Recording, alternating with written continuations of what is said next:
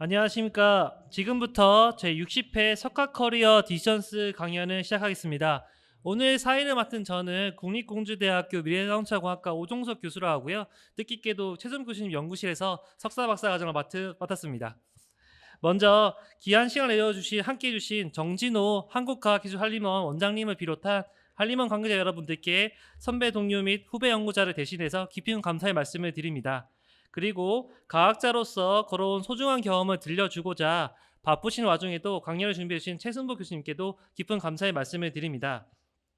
오늘 제가 듣기로는 이 석학 커리어 디시전스는 올해 2026년 첫 강연이라고 들었습니다. 석학 커리어 디시전스는 참고로 한림원 회원과 과학기술 유공자 등 우리나라 대표하는 석학들께서 연구 여정 속에서 마주한 중요한 선택과 결정의 순간들을 어떻게 고민하고 극복하시는지에 대해서 그 경험과 통찰을 나누는 프로그램이라고 들었습니다. 한국과학기술한림원에서는 2020년부터 이 프로그램을 마련하여 그동안 많은 석학분들께 귀중한 경험과 삶의 이야기를 들려주셨고요. 참고로 오늘 강연은 전체 다 유튜브로 녹화되고 있습니다. 참고해 주시면 감사하겠습니다. 특히 그리고 올해 첫 강연자로서는 저희 스승이신 최순보 교수님을 모시고 제가 사회를 맡게 돼서 개인적으로도 매우 뜻깊고 영광스럽게 생각합니다. 이처럼 소중한 자리를 마련해 주신 정진호 원장님을 비롯한 한림원 관계자 여러분들께 다시 한번 감사의 말씀을 드립니다. 그러면 오늘 연사이신 최순보 교수님을 소개해 드리도록 하겠습니다. 최승보 교수님께서는 ER 및 MR 유체 그리고 앞전 재료, 향상기업 합금 등 스마트 재료를 활용한 진동 재료와 시스템 설계 분야에서 세계적 수준의 연구를 이끌어주신 대표적인 기계공학자이십니다. 자동차, 로봇, 정밀기계, 의료기기, 반도체 장비 등 다양한 분야에서 뛰어난 연구 성과를 이루셨으며 특히 진동 제어 및 지능형 시스템 분야에서 독보적인 학문 업적을 쌓아주셨습니다. 작년 말에는 스칼라 GPS.com에서 교수님을 기계공학, 특히 진동 제어와 스마트 제로 시스템 분야에서 전 세계 1위로 선정하기도 했습니다. 이러한 발자취를 걸어오신 교수님은 저희 같은 기계공학 분야 연구자들에게 많은 영광과 자부심을 주시고 계시다고 믿고 있습니다. 그리고 교수님께서는 1990년 미국 미시간 주립대학교에서 기계공학 박사학위를 받으신 뒤 대한항공연구소와 한국기계연구원 등을 거쳐 1991년부터 2021년까지 인하대학교 교수로 재직하셨습니다. 재직하시는 동안 대학 원장 등 여러 보직을 맡으시며 교육과 연구 발전에도 크게 기여하셨고 현재는 한국뉴욕주립대학교 석좌 교수로 재직하시며 지금도 활발하게 연구를 이어가고 계십니다. 교수님의 연구와 학문의 성취는 저를 포함하여 기계공학 분야의 많은 연구자들과 후학들에게 큰 영광과 기감이 되고 있습니다. 그리고 오늘 강연 제목은 스마트한 우유와 초콜릿을 이용한 진동 제어입니다. 제목만으로도 많은 호기심을 자아내는 강연이라고 보이시는데요. 어떻게 이 흥미로운 얘기를 풀어주실지 저희 최승복 교수님을 큰 박수와 함께 모셔보도록 하겠습니다.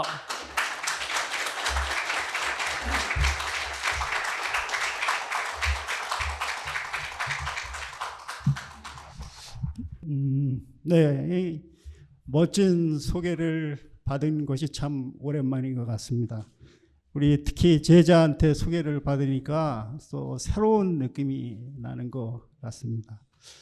오늘 날씨도 굿인데 이렇게 저의 강의를 듣기 위해서 많은 분들이 참석해 주셨는데 모든 분들께 진심으로 감사를 드리고 특히 바쁘신 일정에도 참석해 주신 우리 한국과학기술한림원 정진호 회장님, 김광용 이사장님 그리고 저에게 아마 밥을 많이 사준, 점심을 많이 사준 전 총괄 부원장님이고 저를 인하대학교 교수로 뽑을 때 교무처장이셨던 김유황 교수님 특별히 참석에 특별한 감사를 올립니다. 오늘 제가 말씀드릴 내용은 우리 사회자가 설명했듯이 어떠한 특정한 주제를 가지고 그 연구 내용과 결과를 설명하는 것이 아니라 제가 지난 40년간 연구를 하면서 겪었던 어려운 점이라든가 혹은 제 연구 변화의 가장 큰 터닝 포인트 같은 것이 있다면 이러한 것을 중점으로 한 두세 가지 요약해서 말씀드리는 그러한 것이 석학 커리어 디시전 강연의 취지이고 또 그 취지에 맞게 저도 슬라이드를 만들려고 노력을 했습니다. 그런데 슬라이드를 만들어 놓고 보니까 가장 어려운 것이 제목을 정하는 것이었습니다. 제목을 뭐로 해야지 가장 임팩트 있고 많은 사람들의 호기심을 불러일으킬까 해서 썼다 지웠다를 한 20번 정도 하다가 저와 제 연구 인생에서 가장 많은 시간을 보냈던 것이 무엇인가, 특히 연구 매체 중에서 저와 가장 가깝게 제 옆에서 지냈던 것이 무엇인가를 생각해 보니까 우유 색깔의 ER 유체와 초콜릿 색깔의 MR 유체가 생각이 났습니다.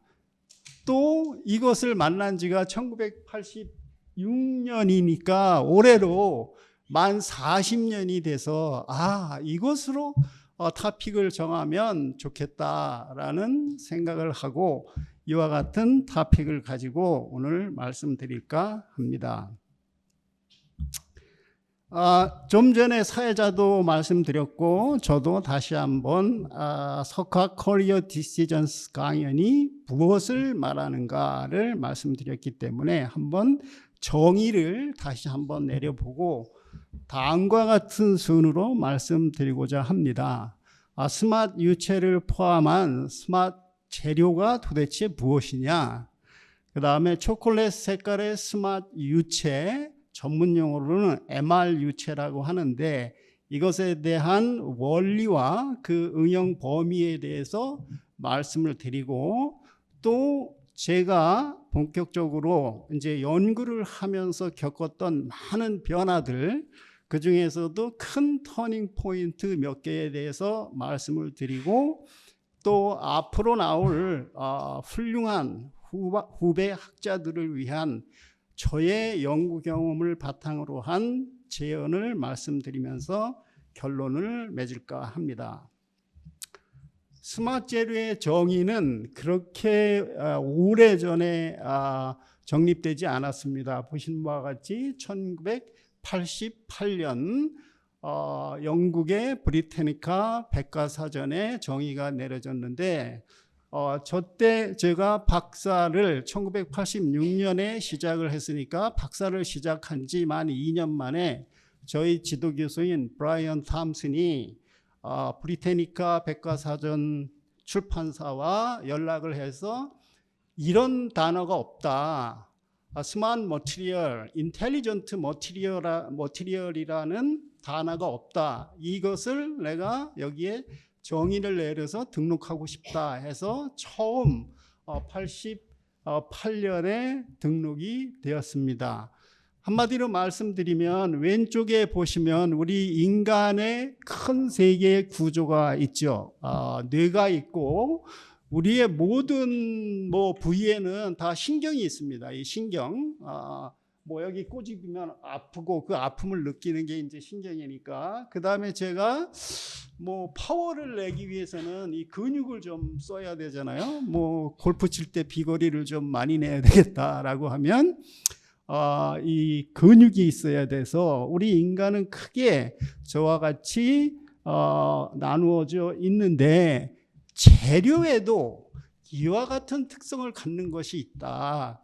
그래서 예를 들어서 재료에도 내가 볼테지를 주면 이게 힘이 없다가 힘이 갑자기 크게 생기는 재료가 있고, 내가 어떤 물질을 탁 치면 거기에서 볼테지 시그널이 나오는 센서가 있고, 또 내가 여기에 뭐를 기억시켜 놓으면 1년 뒤에 내가 온도를 다시 컨트롤하면 내가 기억시켜 놓은 쉐입과 거기에 모든 데이터가 다시 나오는 것이 있습니다. 말하자면 요즘 한참 유행하는 피지컬 AI를 휴머노이드 로봇으로 실현시키는 것이 아니고 스마트 머티리얼로 실현시킬 수 있다는 가능성을 보여주는 것입니다. 이렇게 서로 1대1 인간과 매칭될 수 있는 재료를 우리는 스마트 재료라고 하고, 지금까지 이러한 기능을 가진 스마트 재료는 몇 가지가 되느냐? 한 100여 가지가 되는데 이 중에서 실용화 연구를 위해서 열심히 전 세계 연구자들이 연구하는 것은 한 10가지 정도 됩니다. 또 10가지 중에서 저희 실험실에서 약 한 40년 동안 제가 사용했던 스마트 머티리얼, 특히 진동 제어와 샥, 우리가 충격 제어라고 하죠. 충격 제어를 위해서 사용했던 재료는 보시는 바와 같이 한 6종류 정도가 되겠습니다. 우리가 역사가들이 우리 인류 문명을 나눌 때 여러 가지 기준에 의해서 나눕니다. 어떤 분들은 무슨 신생기 시대, 무슨 시대 이렇게 나누고, 어떤 분들은 그 시대에 가장 많이 사용했던 재료를 바탕으로 인류 문명을 나누기도 하는데, 여러분이 아시다시피 구석기 시대, 신석기 시대, 청동기 시대, 철기 시대, AI한테 한번 지금은 무슨 시대입니까? 라고 여러분이 물어보면 AI는 곧바로 플라스틱 시대다, 이렇게 대답하는 AI가 있고, 또 어떤 AI는 실리콘 시대다, 실리콘이 세마이컨덕터 반도체 시대다, 이렇게 대답하는 AI가 있습니다. 그런데 아직까지 스마트 머티리얼 시대다라고 대답하는 AI는 하나도 보질 못했습니다. 그래서 제 생각에는 앞으로 한 50년 뒤에는 피지컬 AI로 리얼라이제이션이 될 수 있는 이러한 스마트 머티리얼 시대가 도래할 것으로 확신하고 제가 한 오랫동안 연구를 해왔습니다.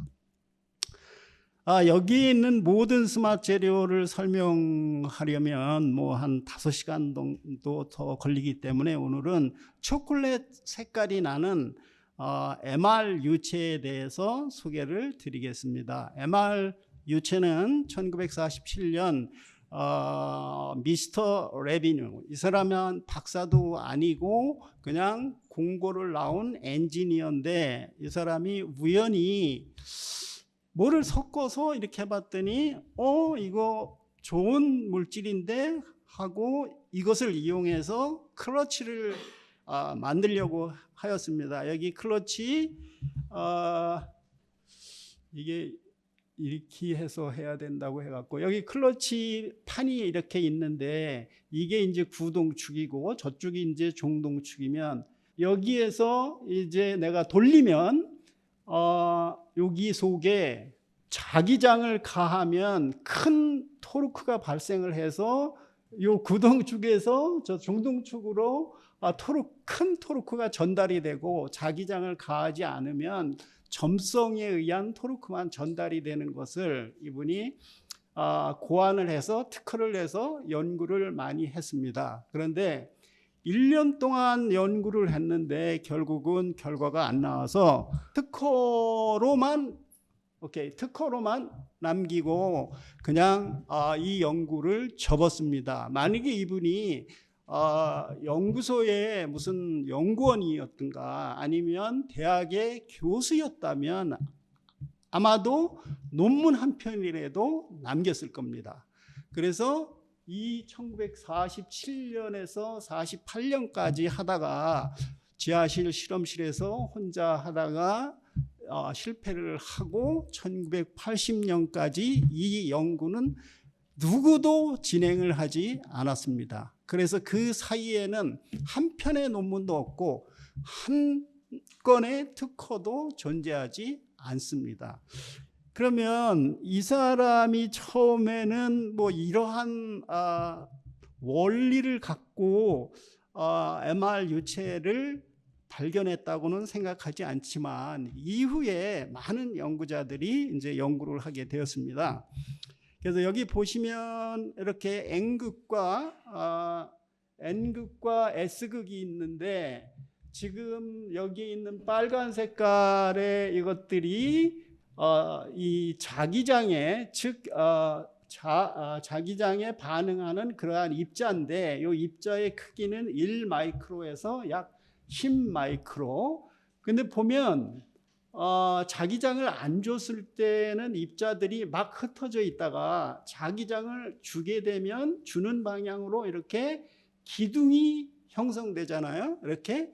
그래서 막 흩어져 있을 때는 사실 유체의 개념을 갖고 있다가 이렇게 기둥으로 이와 같이 자기장을 주었을 때 기둥으로 세워졌을 때는 고체로 변하게 됩니다.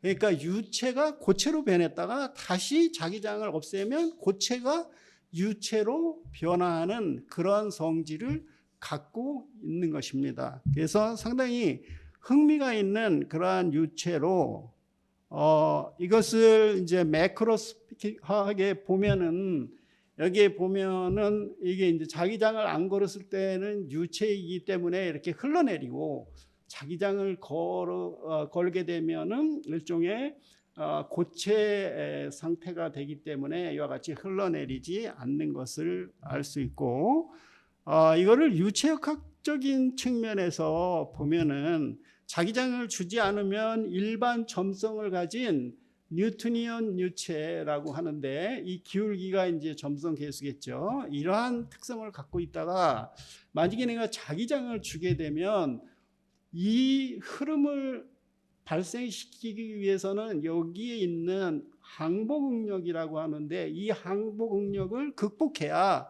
이 유체가 흐릅니다. 왜냐하면 고체이기 때문에 바로 흘러가지를 않습니다. 그래서 여기에 있는 이 값들이 MR 유체의 가장 중요한 파라미터이기 때문에 저 값이 크면 클수록 MR 이펙트가 좋다 이렇게 우리는 표현을 하고 있습니다. 데모를 하나 간단히 보시면 이거는 KBS2 스폰지 프로그램에 오래전에 나온 저희 실험실에서 KBS2에서 찍어간 것인데 지금 밑에 자석이 있습니다. 그래서 이와 같이 고체처럼 이렇게 기둥이 이렇게 생기는 것이고 만약에 제가 자석을 빼면 이와 같이 액체로 바로 변하는데 또 다시 주면 바로 저와 같이 또 고체처럼 기둥이 생깁니다. 이 유체의 매력 포인트가 가역성이 있다라는 거하고 유체에서 고체로 변하는 시간, 고체에서 유체로 변하는 시간이 1000분의 1초입니다. 그러니까 거의 인스턴트, 아주 즉각적으로 변하기 때문에 많은 동력학 시스템의 제어에 사용할 수 있는 것입니다. 그 중에 가장 대표적인 것이 이제 자동차가 되겠죠. 그래서 이거를 샘 사진으로 찍어보면 여기 보면 여러분이 자기장을 안 줬을 때는 파티클이 이렇게 랜덤하게 있다가 자기장을 여기에 주면 자기장 방향으로 이렇게 기둥이 생긴 것을 볼 수 있죠. 근데 아까는 아이디얼하게 기둥이 이렇게 아주 균일하게 있지만 실제로 샘 사진을 찍어보면 기둥이 이와 같이 뭐 여기하고 겹치기도 하고 요 기둥은 또 나이스하게 형성되기도 하고 어쨌든 이와 같이 기둥이 형성되어 고체적인 그러한 특성을 갖게 됩니다. 그럼 뭐로 이루어졌기 때문에 이런 현상을 나타내는가? 이건 MR 유체의 성분을 나타내는 것인데 일단 파티클은 자석의 자기장에 반응하는 파티클을 사용해야 되겠죠. 여기에 보면은 대부분 철 성분이 대부분 많죠. 이 자석에 가장 반응을 잘하기 때문에. 그 다음에 점성 계수를 갖는 오일이 있어야 됩니다. 오일. 여기에 여러 가지 이제 오일을 사용하고. 그 다음에 제가 이 MR 유체를 높은 온도에서 사용하고 싶다라고 하면 특정한 부가물을 첨가하기도 하고 혹은 마이너스 40도에서 사용하고 싶다라고 하면 여기에 있는 이 파티클을 코팅을 하기도 합니다. 예를 들어서 뭐 카본 나노튜브 같은 거로 코팅을 해서 사용하기도 합니다. 그래서 지금 현재 이 MR 유체를 가장 먼저 만들고 상용화해서 돈을 많이 버는 회사가 미국의 로드사, 저 위에 써 있는데 미국의 로드사인데 1년에 한 2만 톤씩 판매하고 있는데 가격은 1리터에 지금 150만 원입니다. 상당히 비싸죠. 1리터에 150만 원이니까. 우리나라에서는 그럼 왜 개발을 안 했느냐? 우리나라에서는 SK케미칼과 LG화학이 한 17년 전에 3년 동안 노력하다가 기브업하고 지금은 벤처기업인 서울대 화공과 나온 친구들이 만든 벤처기업인 CKM과 그 다음에 천안에 있는 중견기업인 RMS, 그 다음에 여러분이 잘 알고 있는 방위산업을 주로 하는 현대 롯데미 이 MR 유체를 만들고 있습니다. 대부분 우리나라에서 만든 MR 유체의 가격은 30에서 50만 원이며 이 성능은 미국 로드사의 유체에 비해서 한 80% 정도 성능이 지금 나오고 있습니다. 그래서 뭐 이 성능을 MR 유체의 성능을 미국 로드사 거와 같이 끌어올리려면 상당히 많은 노력을 해야 되는데 저는 불행하게도 화학과 화공과 고분자과 이런 분야가 아니고 기계 분야이기 때문에 MR 유체는 사다 씁니다. 그냥 저는 사다 쓰는데 주로 미국의 로드사 거를 사다가 쓰죠. 아무리 비싸도. 이게 이제 군사용품으로 군사 품목으로 이제 지정이 돼서 미국에서도 이제 함부로 팔지는 않습니다. 많은 양은 팔지는 않습니다. 그래서 제가 MR 유체를 가지고 지난 35년 동안 진동 제어를 한 어플리케이션을 보면 상당히 다양하죠. 여기 고속 열차도 있고 항공기도 있고 승용차도 있고 뭐 건설 장비도 있고 전차도 있고 그 다음에 반도체 테이블도 있고 그 다음에 우리 가정에서 쓰는 세탁기도 있고 진동이 발생하는 모든 시스템에 이거를 다 적용을 해봤습니다. 이 연구는 주로 정부 출연연구소하고 산업체하고 저희하고 보통 연구기간이 5년 정도 잡아서 연구를 했던 것입니다. 이것도 뭐 제가 다 설명하자면 상당한 시간이 걸리기 때문에 우리가 매일 타고 다니는 자동차에 대해서만 간단히 설명을 드리도록 하겠습니다. 사실은 이 두산 인프라코아 요즘은 현대에서 인수를 해서 아마 현대 기계인가 근데 거기서 생산하는 휠로더하고 차량에 대한 진동을 제어하는 능동 평가 장치 이거에 대해서 설명을 하려고 했는데 시간이 부족해서 차량에 대해서만 설명을 하겠습니다. 지금 우리가 타고 다니는 일반적인 중형급의 자동차의 쇼크 옵서버의 원리를 나타냅니다. 여기 지금 보면은 여기에 이제 차량의 바디가 달려 있고 여기에 차량의 바퀴가 달려 있습니다.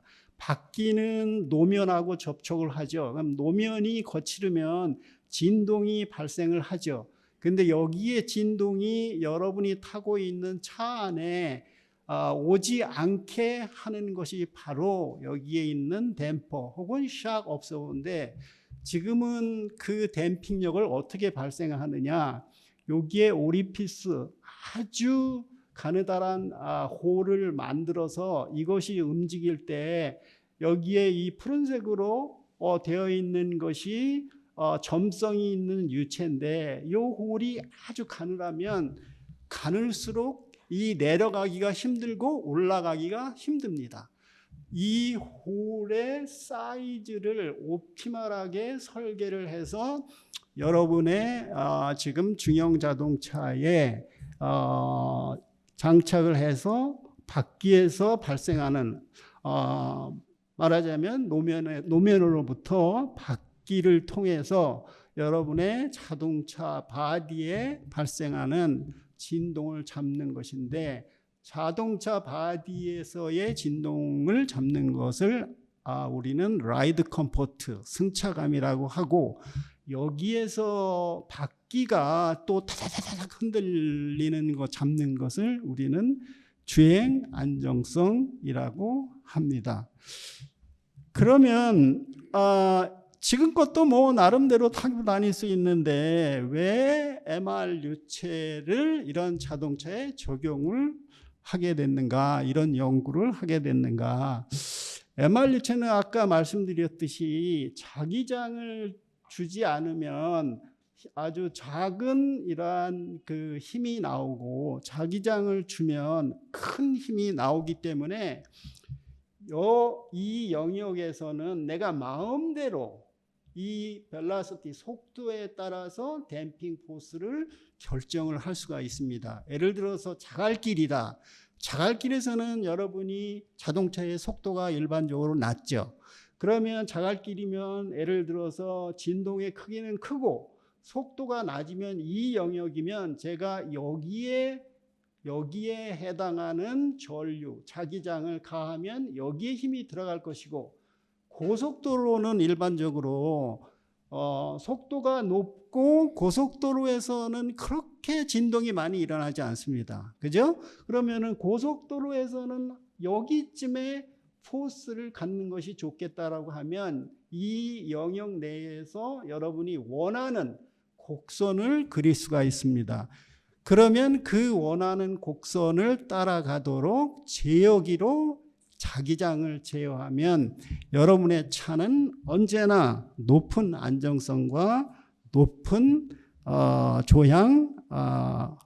높은 승차감과 높은 안정성을 갖고 있는데, 이를 보다 이제 자세하게 그려서 설명드리면, 이게 저희가 만든 댐퍼, MR 댐퍼인데 이것이 지금 위로 이렇게 작동을 하게 됩니다. 그럼 여기에 있는 MR 유체가 여기로 통해서 이렇게 내려오겠죠. 내려올 때 여기에 자기장을 걸으면, 여기가 이제 코일인데 자기장을 걸으면 아까처럼 이렇게 기둥이 생기기 때문에 이게 일로 내려오기 위해서는, 여기 있는 MR 유체가 밑으로 내려오기 위해서는 이걸 다 부셔야 됩니다. 이 부시는 힘이 필요하기 때문에 상당한 큰 힘이 발생하죠.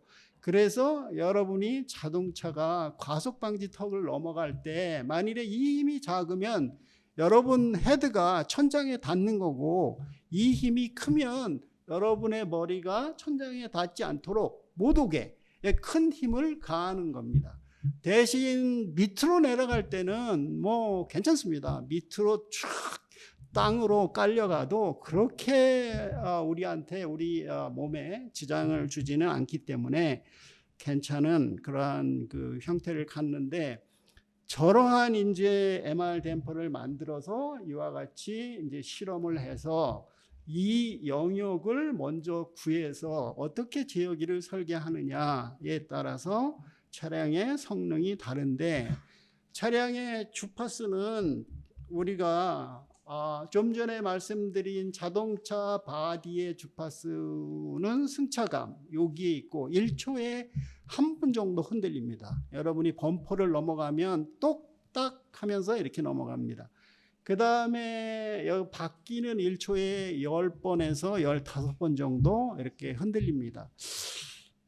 그러면 일반 자동차의 경우는 승차감을 좋기 위해서 이 진동의 크기를 이렇게 줄이면 오히려 이게 이렇게 올라가는 경우가 있고, 또 이거를 이렇게 줄이면 이게 또 올라가는 경우가 있습니다. 서로 승차감과 조향 안정성 간에 그러니까 트레이드 오프가 있는 거죠. 하나가 희생이 되어야 됩니다. 그렇지만 MR 유체를 이용하면 승차감과 조향 안정성 두 개를 다 잡을 수 있는 장점이 있습니다. 일반적으로 우리가 타고 다니는 세단은 승차감이 중요하기 때문에 이거를 많이 줄이고, 스포츠카는 뭐 승차감보다 아주 빠른 속도로 가다가 터닝을 할 때 땅에 붙어서 다니는 게 좋겠죠. 그러니까 타이어에 진동이 없는 것이 훨씬 좋겠죠.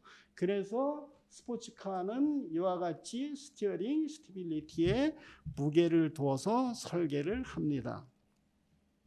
이거는 저희 실험실에서 이제 댐퍼를 만들어서 이게 아마 제가 알기로는 이 차량을 GM 대우하고 현대자동차에서 기증을 받아서 저희가 만들었는데 사실 만들고 이거를 차량에 인스톨레이션을 해야 되는데 할 데가 없어서 우리 인하대 앞에 거기 그때만 해도 카 정비센터가 있었습니다.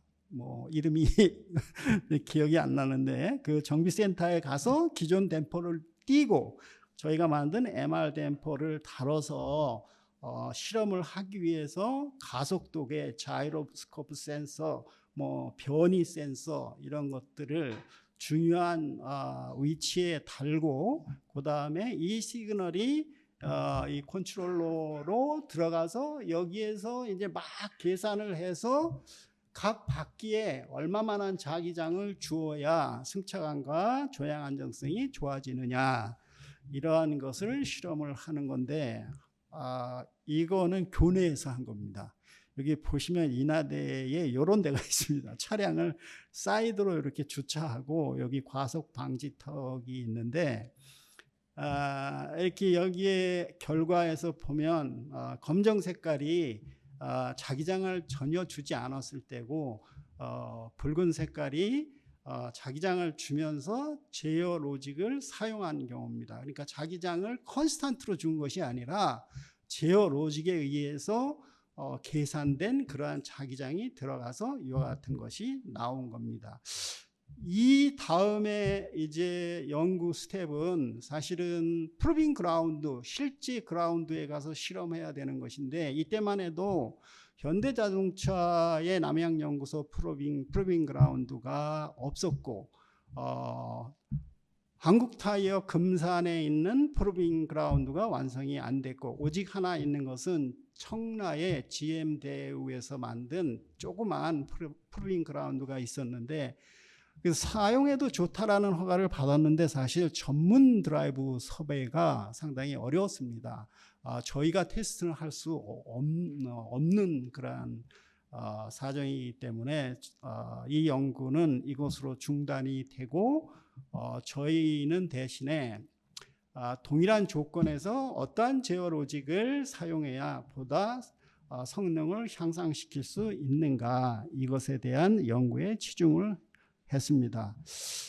또 국방과학연구소와 저희들이 했던 과제는 전차에 이러한 MR 평가 장치를 다루면 어떤가.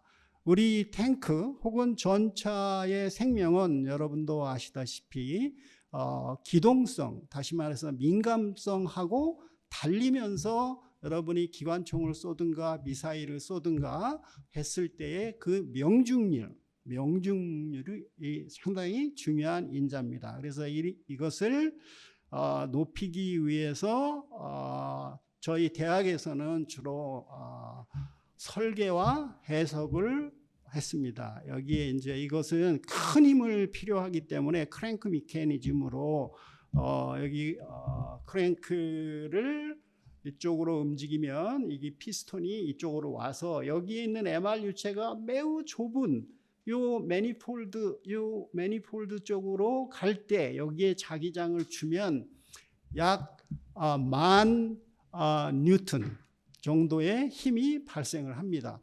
이것을 여기 보면 전차의 경우는 한쪽에 6개의 바퀴가 있고 또 반대쪽에 6개의 바퀴가 있어서 다 다뤄야 되는 그러한 그 시스템으로 구성되어 있습니다. 그래서 이거를 실제로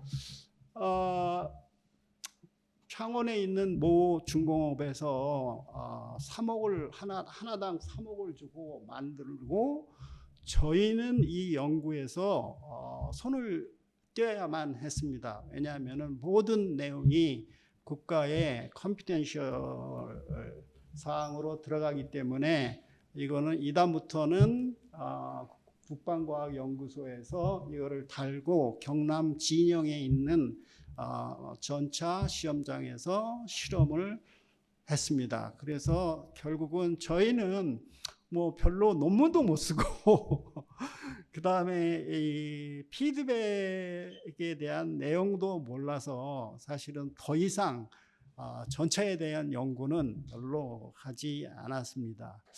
하지만 여러분이 아시다시피 무모한 나라, 어떠한 일을 하든 간에 무모한 나라 중국은 그 사이에 많은 것을 발전을 시켰습니다.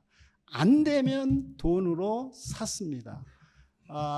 GM의 자회사인 자동차 부품회사 델파이라는 회사에서 이 MR 댐퍼를 아주 잘 만들고 있었습니다. 말하자면 현대자동차의 부품회사 현대모비스가 되겠죠. 그런데 그 GM이 GM뿐만이 아니라 그 당시에 크라이슬러, 포드, 디트로이트에 있는 3사가 자동차 경기가 다 안 좋아서 어려울 때 델파이를 프랑스 회사로 자동차 회사로 매각을 했습니다. 그래서 프랑스에서 MR 댐퍼를 개발하기 시작했는데 중국 애들이 가보니 우리가 이걸 가져오면 앞으로 이 서스펜션 시장은 우리가 세계 최고의 기술을 갖겠다 해서 중국이 이 MR 댐퍼 부서만 인수를 했습니다. 아주 높은 가격을 주고. 그래서 여기에 BWI의 약자는 베이징 웨스턴 인코퍼레이티드 리미티드의 그 중국 회사입니다. 이제 그런데 공장은 프랑스와 폴란드에 있어서 여러분이 지금 돈만 있으면 그냥 마켓에서 마음대로 살 수 있습니다. 여러분이 이거 사서 여러분 차에 있는 댐퍼 대신에 갈아서 달고 다니면 얼마나 승차감이 좋아졌고 주행 안정성이 좋아졌는지 알 수가 있습니다. 사실은 차량에 달기 시작한 것은 2002년부터 시작해서 지금은 많은 자동차에 달려서 나오고 가장 최근에는 여기 제가 그냥 총괄해서 PBV 이게 이제 특정한 요구 조건을 만족하는 자동차, 예를 들어서 상점에서 내가 물건을 사는 자동차, 앞으로 이제 오토노머스 시스템이 되면 이런 게 나오겠죠. 이런데도 이러한 자동차에도 MR 댐퍼를 이제 인스톨하는 그러한 연구가 지금 시작되고 있습니다.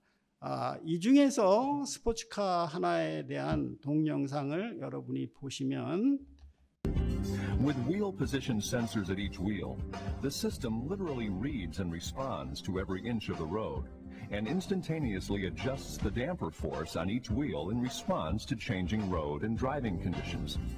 It seeks to keep the body on an even plane. Watch how the body of the magnetic ride-equipped car remains more stable at high speeds over the same stretch of uneven pavement. Drivers feel less feedback from swells, dips, and contours in the road.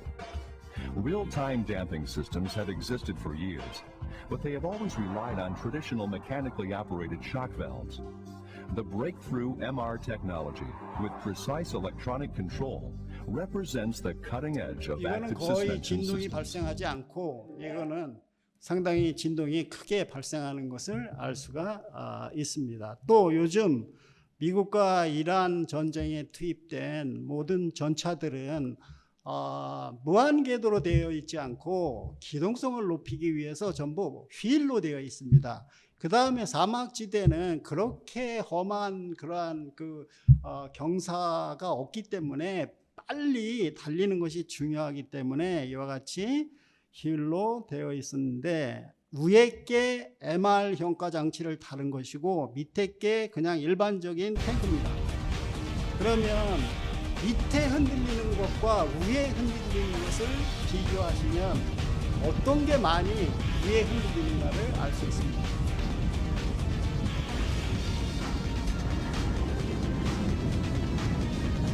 아무래도 밑에는 동일하게 흔들리지만 위에 것은 거의 진동이 없고 밑에 것은 같이 위에도 흔들리는 것을 알 수가 있습니다. 그래서 저희가 이러한 전차에서 미사일을 쐈을 때도 명중률이 매우 높은 그러한 것을 알 수가 있고, 이것은 캐나다의 THK라는 회사에서 최근 개발하고 있는 하이브리드 MR 댐퍼 차량의 Active 동영상인데, Damper Tube, MRDT. THK has developed an electric active suspension system with its original ball screw spline mechanism. Using a rolling guide for the linear motion system reduces the friction coefficient to 1/300th and saves power. The MR Fluid Active Damper Tube was developed by taking the viscous damping technologies cultivated through seismic isolation systems and adapting them for use with magnetic bodies. The linear motion created by the unevenness in the road is converted to rotary motion of the rotor through the ball screw spline mechanism. The properties of the MR fluid are changed by running a current through the coil and creating a magnetic field in the core, which changes the rotational resistance of the rotor and controlling the damping force of the damper. 여기서 보시면 이 차체 자체를 이와 같이 컨트롤할 수 있는 액티브 기능을 갖고 있습니다. Stable cabin, which is necessary for self-driving. Vehicle orientation control, reduced air resistance, and optimized contactless charging are expected to increase driving distance. 그러면 한국은 이런 거 개발하느냐? 예, 지금 액티브와 MR 댐퍼를 결합한 새로운 형태의 액티브 서스펜션을 개발하고 있는데, 우리 지금 사회를 보시는 오종석 교수님이 총괄 연구 책임자입니다. 물론 현대자동차, 현대위아, 현대 롯데미 들어가 있고, 저는 그냥 학생이 없기 때문에 외부 연구원으로 단지 들어가 있습니다. 자, 그러면 이제 여기서부터가 사실은 이 석학 커리어 디시전스에 대한 내용이라고 할 수 있는데, 저는 사실은 뭐 공부를 열심히 해서 1, 2학년 때 다 수석을 하고 4.0 만점에 3.98을 맞았는데, 왜 4.0 만점에 3.98을 맞았느냐? 제가 나온 학교가 특수한 고등학교라 교련을 안 했습니다. 그래서 대학교 1학년 가니까 교련 16개 동작을 하라고 하는데, 그냥 달밤에 한 달을 연습해도 그게 안 되는 거예요, 잘. 그래서 D를 맞았습니다, D. 그래서 그것 때문에 만점을 못 받았고, 그래도 이제 그때 당시에 공부 꽤나 한다는 학생들은 전부 과학원 진학을 준비하고 있었습니다. 그럴 때에 박정희 대통령하고 한진그룹 회장인 조중훈 회장께서 우리 하늘을 나르는 국방산업을 한번 본격적으로 해보자 해서 세운 연구소가 한국항공기술연구소입니다. 지금에 있는 정부출연연구소와는 다른 연구소인데, 이거를 서소문 대한항공 본점 앞에 세워서 여기 정시영 박사 뭐 다 같이 몇 명이 다닌 기억이 아마 날 것입니다. 이거는 제가 과학원 진학을 중단하고 이쪽으로 가는 것은 전적으로 제 스스로 방향 전환을 한 것이고, 이 연구소에 들어가서 제가 한 일은 미사일 설계하고 제어를 했는데, 사업명으로는 백곰 사업이었습니다. 그래서 누구도 무엇을 하는지는 몰랐고, 제가 또 달콤한 유혹에 넘어간 것은 이쪽 연구소에서 특례연구원을 하면 특례연구원 5년 하는 중에, 혹은 연구원 특례를 마친 후에 프랑스로 항공우주 관련 유학을 장학생으로 보내준다라는 약속을 받았기 때문에 방향 전환을 한 것입니다. 그런데 갑자기 어떤 사건이 일어나서 이런 것이 다 물거품이 되고 저는 미국으로 프랑스 쪽으로 가지 않고 태평양 쪽을 건너서 미국 쪽으로 가서 이제 로봇에 대한 이론을 공부하게 됩니다. 근데 또 한 번 저한테 아주 난관이 부딪혔습니다. 이 석사 지도 교수님이 딴 학교로 옮기는 거예요. 저는 이게 어미 없는 오리 새끼처럼 남게 돼서 상당히 어려움을 겪고 결국은 새로운 박사 지도 교수를 만났는데 그때 처음 스마트 머티리얼이라는 것을 알게 돼서 지난 35년 동안 이 주제를 가지고 새로운 연구 세계에서 상당히 행복하게 연구를 했던 것입니다. 여기는 그동안 제가 한 연구고요. 여기 나옵니다. 첫 번째 꿈이 1년 만에 사라지다. 제가 아까 특수고등학교 나왔다고 했죠. 이거는 인하공대가 1954년에 하와이 이민의 성금으로 인천에 인하고 하와이의 하자를 따서 54년에 세워졌습니다. 그래도 우리나라는 아시아에서 최빈민국이었기 때문에 유엔에서 독일 정부한테 한국의 인하공대 그 가까운 곳에 기술계 학교를 하나 세워줬으면 좋겠다 해서 한독 보케셔널 슐레라는 특수 고등학교를 하나 세워줬습니다. 근데 이 고등학교의 특징은 1차 시험도 아니고 2차 시험도 아니고 그보다 훨씬 먼저 시험을 보는 특차 시험을 봐서 들어가야만 됐습니다. 그러니까 거기 떨어져도 사실은 경기고등학교도 갈 수 있는 거고 다 갈 수 있었는데 제가 시골에서 이 중학교를 나왔기 때문에 제가 듣기로는 여기 붙은 학생 중에 많은 학생들이 인천에서는 그래도 제물포고등학교가 좋기 때문에 붙고 나서 글로 많이 간다. 그래서 고민을 하다가 저는 이왕 붙은 거 그냥 다니자 해서 열심히 거기 가서도 최선을 다해서 하니까 졸업할 때 어쨌든 정규 수석 졸업을 했고 또 거기 다니면서 고등학교 3학년 때 인하대 개교 기념일 4월 24일 날 치르는 장학생 선발 시험에 아마 꼴찌로 붙었을 겁니다. 이게 5기 장학생으로 선발이 돼서 이 대학교 수석 졸업은 정교 수석 졸업은 이렇게 돌아가면서 단과대별로 주기 때문에 저의 꿈은 아주 아주 조그맣습니다. 그냥 기계과에서만 수석 졸업하자라고 해서 초중고는 정교 수석을 했지만 대학은 기계과만 수석 졸업을 했고 아까 말씀드린 것처럼 바로 항공우주기술연구원으로 들어가서 백검 사업을 하고 있는데 1979년 10월 26일 아시죠? 무슨 일이 발생했는지.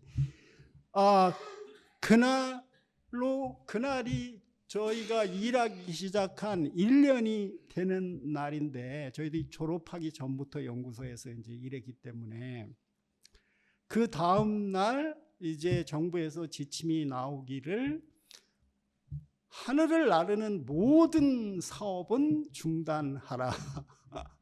그래서 저희가 하는 것도 전부 다 하늘을 나는 거기 때문에 모두 손을 놓고 무엇을 해야 될지 진짜 막막한 심정이었습니다. 그래서 여기에서 여기에서 저의 연구 분야가 크게 이제 변하게 됩니다. 그래도 뭐는 해야지 제대로 해야 되기 때문에 한진 고속버스 고장난 한진 고속버스의 트랜스미션을 갖다가 풍력 시스템을 만든다든가 저 같은 경우에는 그 당시만 해도 항공기 내에 보안 승무원이 권총을 타고 있었는데 그 권총에 놀이새가 아주 고장이 자주 나서 이거를 국산화시켜라. 이탈리아에서 수입해 오는 것을 국산화시켜라 해서 이쪽에 부품 설계를 하고 또 이럭저럭 유학 공부를 하다 보니 5년이 지나서 이제 새로운 꿈을 찾아서 태평양을 건너게 되었습니다. 그 당시에도 물론 제가 미국을 가기 전에 여러 분야에 공부를 하고 싶었지만 이 당시에 로봇에 대한 연구가 거의 1세대인 사람들이 로봇에 대한 연구에 열정을 갖고 많이 유학도 가고 국내에서도 연구를 했습니다. 그래서 여러 곳에서 장학금을 받았지만 로봇 분야에서 장학금을 제공한 미시간 스테이트 유니버시티로 제가 선택을 했고 또 유학을 떠나기 전에 그 교수님과 여러 차례 전화를 통해서 가면 어떠한 그 로봇 제어 연구를 하게 되느냐 그러한 이제 방법을 통해서 최종 확정을 했습니다. 그래서 로봇 제어를 하는데 저는 사실은 국내에서는 수학과 대학원에서 기계과 학생이 뭐 수학 과목을 듣지는 않습니다. 그렇지만 로봇 제어에서 수학이 중요하다는 것은 알고 갔습니다. 그래서 같이 수학과 대학원생들하고 수학과 대학원 과목을 듣는데 아무래도 많이 딸리더라고요. 특히 이해는 하는데 이게 물리적으로 공학적으로 무슨 뜻인지 걔들도 모르고 저도 모를 때 너무 답답했습니다.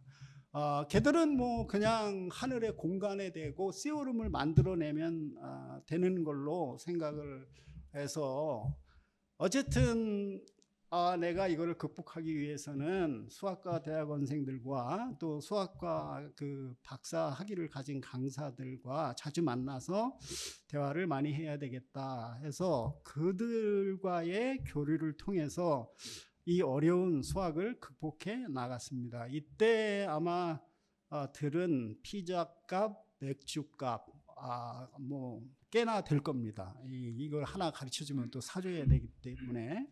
그래서 저의 그 석사 논문 타이틀은 그 밑에 슬라이딩 모드 컨트롤을 이용해서 로봇 제어를 하는 것인데 그때만 해도 많은 전 세계의 로봇 학자들이 슬라이딩 모드 컨트롤을 할 때 이러한 이제 슬라이딩 모드 라인이라는 게 있는데 이렇게 고정된 라인을 사용했습니다.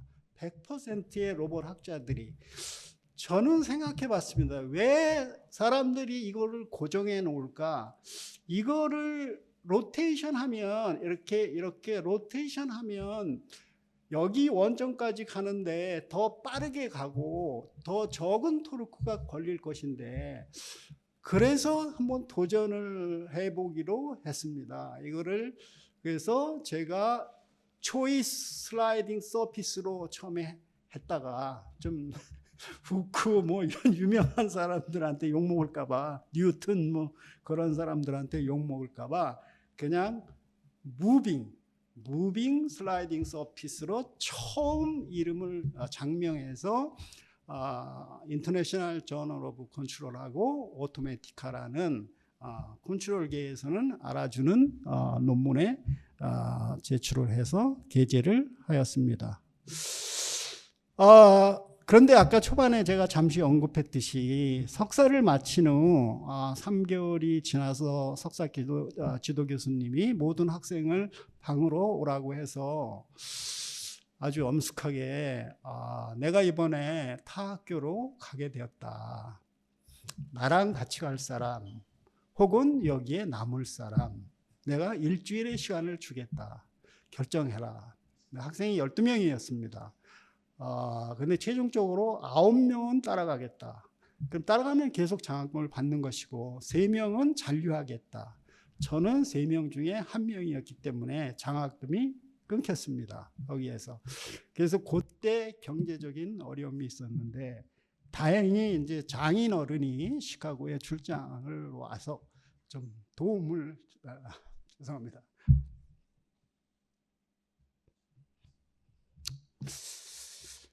예, 도움을 주셔서 극복을 하게 되었습니다. 그래서 이제 어떤 교수를 박사 지도 교수로 맞아야 할까 3개월 동안 또 헤매기 시작했습니다. 뭐 장학금도 못 받으면서. 그래서 드디어 우유 색깔하고 초콜릿 색깔이 나는 그 유체를 보여주면서 이거를 가지고 로봇을 만들어라 하는 이런 교수를 만나게 됩니다. 이 교수님이, 지도 교수님이 등치가 저와 비슷한데 제가 일부러 크게 그렸습니다. 그때 당시는 로봇이면 관절이 솔리드한 스트럭처지 어떻게 유체로 로봇을 만드는가. 저는 황당해갖고 그냥 뛰쳐나올까 생각을 하다가 그래도 무슨 노력을 하면 무슨 길이 있지 않겠느냐 이렇게 계속 생각을 하면서 지도교수와 매 2주마다 이제 결과 보고를 하는데 한 3개월 동안 아무 결과가 없었습니다. 그래서 사실은 그 교수님, 지도 교수님께 연구 진행 사항을 보고하는 시간이 저한테는 지옥의 시간이었고 아주 힘들었는데 저 스스로와 싸움을 해서 이겨냈습니다. 이때 당시는 사실 포기를 할까, 다른 학교로 트랜스퍼를 할까, 아니면 취업을 할까, 뭐 등등 여러 가지 많은 고민을 했습니다. 그래서 새로운 연구 분야에 대해서 이게 한참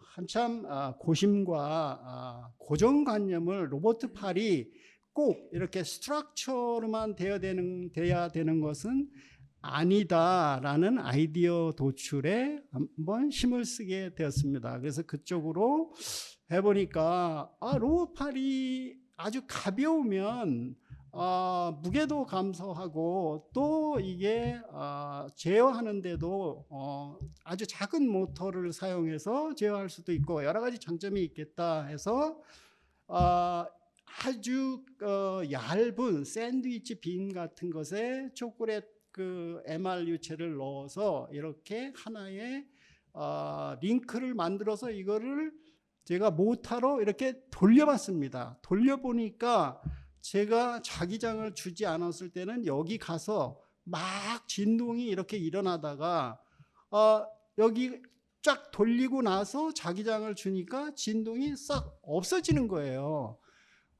이거로구나. 이 유체 자체만으로 로봇을 만들려고 지시한 게 아니라 이렇게 아주 유연한 그러한 아주 로봇 팔이 긴 이러한 유연한 팔의 로봇을 만들려고 지시를 한 것이구나. 사실 지도 교수님도 저한테 지시할 때 잘 몰랐을 겁니다. 그래서 이게 이제 하나의 팔을 가진 로봇이고 이게 두 개의 로봇을 가진 팔인데 제가 그래서 세계 최초로 이렇게 스마트 제로를 이용한 유연한 로봇을 만들고 지금은 어느 단계까지 그 기술이 왔는가. 이게 고장난 인공위성입니다.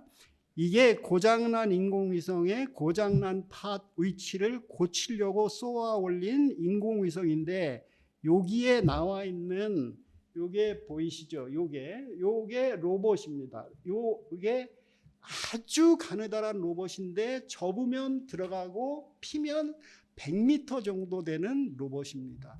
근데 이게 무겁게 설계를 하면 쏘아 올리지를 못해요. 런칭을 못하기 때문에 아주 가볍게 하고 위치도 제어를 해야 되고 요 끝단에서 왜냐하면 여기 이 인공위성을 고치기 위한 공구가 많이 있기 때문에 위치도 제어해야 되고 또 진동이 발생을 하기 때문에 진동도 제어하는 이러한 첨단 기술까지 지금은 제가 서럽게 연구한 그러한 내용이 다가왔습니다. 이것도 제가 연구를 하면서 후회라고 할까? 다시 연구를 하면 안 하겠다 이런 건데 아까 우리 사회자가 제가 대학원장을 했다고 했는데 사실 통념상 대학원장 임기가 끝나면 그 옆에 인하공전이라고 있습니다. 인하공업전문대학의 총장으로 가는 것이 일반적인 통념인데 총장님이 하루는 불러서 그쪽 총장으로 갈래 아니면 대학원장을 역임할래. 시간은 딱 3일 주겠다. 그때 당시에 이사님이 최모 이사님이셨습니다. 부이사장님이 3일 동안 한참 고민을 하다가 제가 총장으로 가면 이제 저의 연구는 끝이고 행정가로 도는 것이고 대학원장을 하면 그래도 이럭저럭 제가 생활 패턴이 대학원장 했을 때는 8시에 집에 가서 2시에 학교 나와서 8시에 아침에 또 집에 가는 그러한 패턴으로 했기 때문에 연구업적이 뭐 그렇게 떨어지지는 않았습니다. 그래서 그 생활을 좀 더 하는 게 나을까 하다가 후자를 선택을 했습니다. 그래서 대학원장을 사실 임기가 2년인데 4년 하라는 것을 저는 1년만 더 하고 사표를 쓰고 나왔습니다. 그리고 지금 다시 제가 교수 생활을 한다면 무슨 너무 그 심사 의뢰가 교수에게 그렇게 많이 오는지 여기에 한 293건이 왔는데 이걸로 인해서 사실 협의하는 시간도 상당히 많아서 한 반으로 줄이고 제가 국제저널에 에디터인칩, 편집위원장 3개 저널, 부편집위원장 5개 저널, 토탈 24개 저널의 편집위원 활동을 하면 어느 날은 아침부터 저녁 때까지 하나도 저의 일을 못하는 날이 많았습니다. 그래서 이것도 줄이고 싶습니다. 그리고 뭐 다른 것은 뭐 제가 나름대로 했고 후배 교수들을 위해서 제가 꼭 서제스션 하고 싶은 것은 저는 한 50세부터 국제 네트워킹을 형성하는데 많은 힘을 쏟았습니다. 그래서 여기 보면 약 11개의 대학교하고 교류를 맺어서 저희 실험실에 없는 장비가 어느 학교에 있다 하면 거기에 학생을 보내서 실험을 했고 서로 상호 방문 워크숍을 진행을 했고 그 다음에 단기 썸머 단기 강좌 그 다음에 시메스터 정식 강좌를 줌을 통해서 많이 했습니다. 물론 그렇게 강의를 할 때는 돈을 제법 많이 받습니다. 그래서 또 연구 결과를 토론하기도 하고 가끔씩은 논문을 공동으로 작성하기도 하고 해서 이것이 지금도 학생이 없는데 제가 좋은 논문에 지금도 논문을 내는 그러한 원동력이 지금도 되고 있습니다. 좀 전에 우리 이사장님께 말씀드렸지만 최근에도 좋은 논문에 좀 쓰고 있습니다. 제가 한림원 활동은 그동안 나름대로 우리 전 총괄 부원장님이신 김유양 교수님 덕분에 여러 가지 일을 했는데 한림원 뭐 이사에서부터 각종 심사위원 특히 청소년 과학연재 멘토 사업이라고 있는데 이것도 구해 또 고등학교에 가서 강연하는 것도 했고 또 유럽에 가서 논문도 발표했고 무엇보다도 한림원의 발전을 위해서 발전기금 2천만 원을 2014년에 기부했는데 이게 어디에 쓰였는지 아직 잘 모르겠습니다.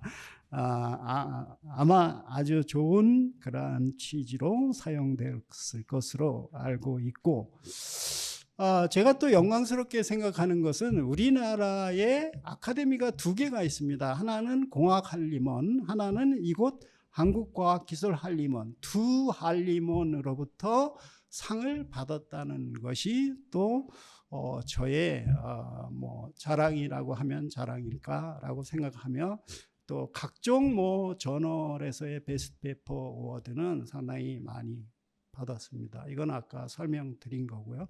그래서 아까부터 시간이 오바됐다고 저쪽에서 사인을 보냈는데 결론을 말하면 저는 어떠한 교수였는가. 그래서 우선 저는 교수로서 교육을 잘하는 것이 가장 중요하다라고 생각해서 저보다 더 나은 제자를 키우고 또 연구를 할 때도 쓰레기통으로 버려지지 않는 그러한 논문을 내자. 훌륭한 연구를 하면 그것이 나에게 가장 큰 행복일 것이다 라고 생각하면서 평범하게 지내온 교수라고 생각합니다. 그리고 우리 가정에서 가장 많이 한 대화 구절이 있습니다. 어디가 하면 연구실에. 이게 저희 와이프와 저 아들이 어디 가세요? 어디가 하면 저의 대답은 언제나 연구실에. 그래서 저는 처음부터 저의 집을 학교에서 10분 거리에 주거하면서 계속 30년을 지냈습니다. 이게 언제나 새로운 아이디어가 나면 무조건 신발 신고 갑니다. 특히 주말에. 그러면 반드시 와이프가 어디 가세요? 그러면 저는 연구실에. 이 말을 가장 많이 해서 제가 정년퇴임 회고록 제목을 어디가 연구실에 이렇게 지었고 저 자신이 그러면 40년간 연구를 하면서 언제 가장 행복했는가. 제가 50대에 남한테 오지 않는 남자 갱년기가 왔는데 불면증과 두통이 왔어요. 그런데 이상하게도 논문을 보거나 논문을 쓰면 아주 머리가 맑아지는 거예요. 그렇다. 나의 행복은 나의 연구에서부터 왔구나. 그래서 지금 인쇄가 거의 다 되어 가는데 제 자서전의 제목이 나의 연구, 나의 행복입니다. 이게 교보문고, ES 이런 문고에서 여러분이 한 달 있으면 사실 수 있습니다. 제가 무료로 드릴 수도 있지만 마지막으로 이게 저의 가족 최근에 5월 달에 찍은 가족 사진인데 요놈 때문에 새로 찍게 되었습니다. 저희 딸이고 사이고 얘가 이제 돌이 됐습니다. 이게 이제 외손자고 이게 아들이고 며느리고 우리 친손자가 됐고 여러분이 딱 사진을 봐도 누가 우리 집안에서 가장 권력이 센가 알 수 있겠죠.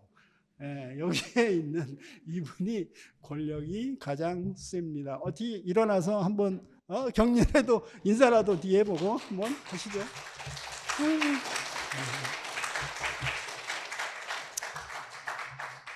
시간이 초과됐습니다. 여러분께서 기억하실 만한 그러한 이야기도 있을 것이고 그렇게 중요하게 생각하지 않을 이야기도 있을 것인데 끝까지 경청해 주셔서 감사드립니다. 감사합니다.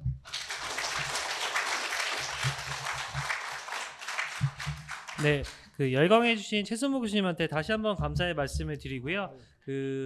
질문을 원래 받았는데 시간이 조금 오버된 관계로 저희가 끝나고 나서 사진 찍는 시간이 있거든요. 그때 자유롭게 질의응답 하시면 좋을 것 같고요. 마지막으로 제가 한 가지 질문을 드리고 싶은데요. 오늘 이 강연은 유튜브로 해서 나간다고 들었고요. 아마 청소년들이나 학교에도 전달된다고 들었습니다. 그래서 교수님께서 만약 17살로 돌아가서 그 시절 자신에게 가장 해주고 싶은 말이 있으시다고 하면은 무엇인지 좀 궁금하고 질문 드리고 싶습니다. 예, 그 질문을 어저께 집에 갈 때 저녁 때 받아서 그렇게 깊이 고민은 하지 않았습니다. 그런데 제가 17살 시절과 지금의 17살이면 고등학교 2학년 아니면 3학년 정도 학생이 됐을 텐데 이 학생들과의 생활 패턴은 아주 다를 것입니다. 그래서 여러분도 겪어봤지만 우리가 서로 대화할 때 나 때는만 나오면 그냥 뒤로 돌아서는 그러한 이제 학생들인데, 그래도 시대가 변했지만 학생들이 나름대로 신념을 가지고 제가 제안드리는 두 가지 사항을 지켜간다면 앞으로 어느 시대가 되건 뭐 AI, AGI, ASI, 뭐 어느 슈퍼 인공지능 시대가 되든 도움이 될 거라 생각을 합니다.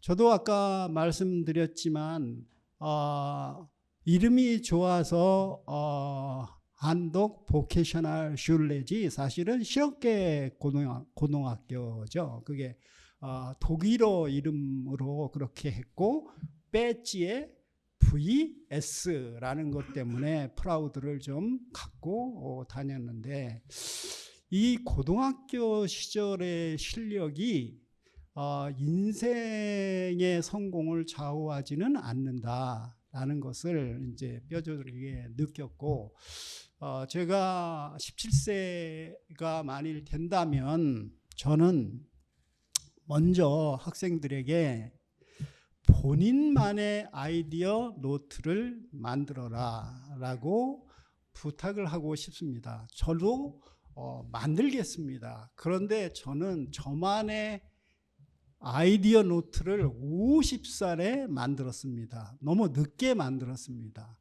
그래서 그 노트를 화장실에, 소파 옆에, 침대에, 연구실에, 제 돋보기가 있는 곳에는 모두 놓고 좋은 아이디어가 생각날 때마다 곧 바로 적었습니다. 거기에다가 지금의 17살 학생들도 그러한 습관을 키운다면 나중에 그것이 본인의 큰 자산이 될 것이고, 또 행운이 따른다면 슈퍼 리치맨이 될 수도 있을 것입니다. 일례로 여러분 스마트폰에 라이트 있죠? 그거를 처음 발견한 사람은 일반 사람인데 한 번에 100억을 받았습니다.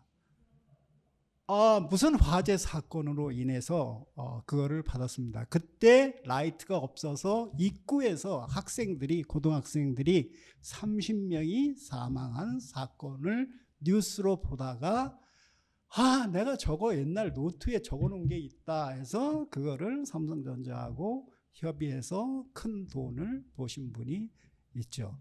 그래서 그러한 본인만의 아이디어 노트를 이제 만들어라라는 부탁을 하고 싶은데, 요즘은 뭐 종이 노트를 가지고 다닐 필요 없이 핸드폰에 전부 그 비밀의 노트장을 만들어서 핸드폰에 간직하면은 그것이 호기심에서 나왔든 뭐 어떤 생각에서 충동적으로 나왔든 그것을 적어놓는 습관을 가졌으면 좋겠고, 두 번째로 제가 말씀드리고 싶은 것은 저는 사실 뭐 시골에서는 부모님이 그렇게 높은 교육을 받으신 분이 아니기 때문에 어떠한 교육의 목표를 가지고 너는 꼭 대학에 들어가는데 뭐 의과 대학을 들어가라, 너는 뭐 법과 대학을 들어가서 뭐 검사가 되라, 이러한 얘기를 전혀 듣고 자라지 않았습니다.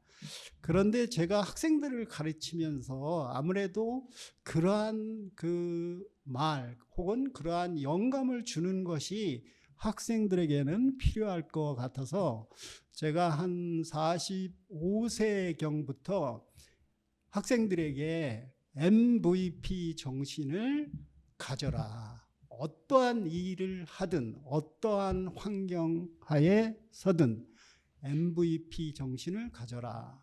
여기에서 MVP는 스포츠에서 말하는 most valuable player가 아니라 미션, 비전, 패션입니다. 그 세 가지를 가지면 우리 학생들은 어디서 무엇을 하든 성공을 할 수 있는데, 그 성공하기까지의 여정이 그 MVP에 담겨 있다. 그것이 바로 인생 과정이다.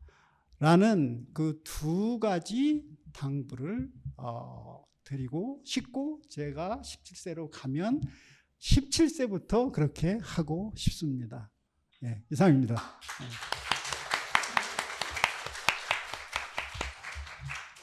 네, 이상으로 저희 60회 그 석가 커리어 디스턴스 강연을 모두 마치도록 하겠습니다. 다시 한번 열광과 진솔한 답변을 주신 교수님한테 큰 박수 보내시면 감사하겠습니다.